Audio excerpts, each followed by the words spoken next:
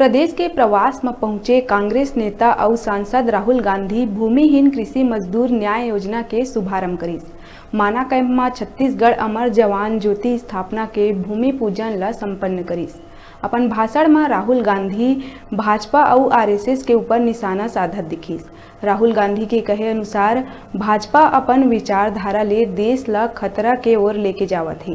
भाजपा और मोदी सरकार दो देश के निर्माण करना चाहत है, जेमा एक कति कुछ 100 पूंजीपति होही तो दूसर कति करोड़ों गरीब जनता होही।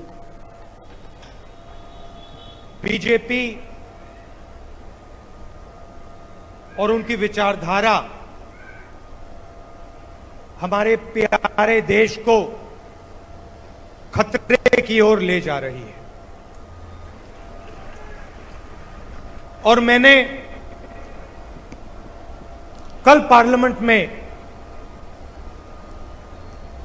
यह समझाया और आज भी मैं आपको थोड़ा सा बताना चाहता हूं। खतरा किस बात का है? सबसे पहला खतरा, भयंकर खतरा, बीजेपी आज एक देश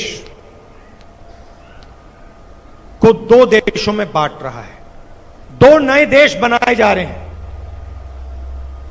एक देश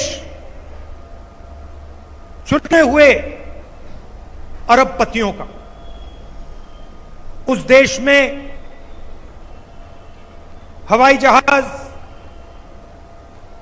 हाई टेक्नोलॉजी, धन, स्टॉक मार्केट का पैसा,